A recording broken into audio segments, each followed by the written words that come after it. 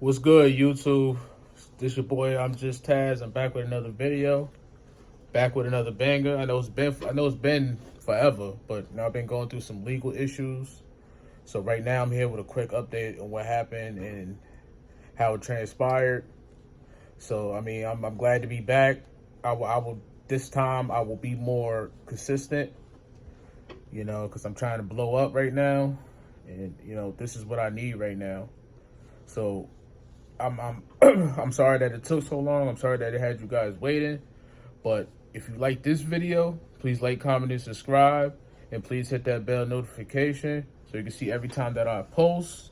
And Merry Christmas and a Happy New Year to you and your family, whoever is watching. Stay tuned. All right, let's get to it. Well, just a quick update on what was going on with me. I got in some a little bit of trouble on a job that I was working for. It was basically false claims that I basically assaulted someone, which no, I didn't.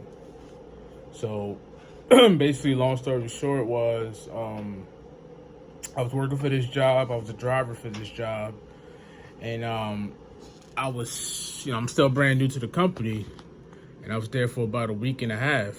So basically, I was dispatched to go pick up these specimens, and by me being brand new, right when I got to the area to pick up the specimen, the door was locked. So I was doing what I was told, which I was told that if I ever encounter any problems was to call the supervisor or the dispatcher at the time. So what I did, I called the dispatcher. Didn't answer the phone. I kept calling her, didn't answer the phone. So at that time, I had to call her at least 4 or 5 times, and she still didn't answer the phone. So at that time, I was getting frustrated. So basically, I didn't want to, sit out in front of that, business establishment and wait for anything. So that's when I said, you know what, I'm gonna go to my last stop. So as I was preparing to go to my last stop, she's going to text me. Now, basically, it takes common sense. Like you don't need to text anyone, knowing that they're driving on, especially these roads in New Jersey, man. Like they want to get you a ticket for just about anything you do out here. So basically, as she was texting me, there was a police unit right behind me. Mind you, this town I never really been to. I don't really go to this town. I never been to this town. So first and foremost, like I was a little bit nervous as she was trying to really explain, basically talk to me about what was going on. She texted me. So that's when I basically, when I found time and I pulled over in the car. That's when I basically, I was a little bit irate at the time, and I cursed. I was like, don't answer, don't call me while I'm effing driving. So I guess she took that as disrespect, but she has to understand the situation that I was in. Like, I'm driving, I'm not trying to get a ticket. I mean, I understand I'm working, but at the same time, the ticket is going to go towards my license. It's not going to go towards the company license. It's not going to go towards her license. It's going to go towards my license. So basically, that's that's when I went to my last stop, and I picked up the specimen. So when I picked up the specimen, I had called her before I started driving to see if there was any more stops that she wanted me to go to. She was like, "No, you can come back to the lab." So as I was, driving back to the lab, so basically I was driving back to the lab, but when I arrived to the lab, everything was self-explanatory. I basically emptied a specimen bag that I was supposed to empty, and I put the specimens where they needed to go. I guess after she saw that I've done that, she was like, "Well, you can go."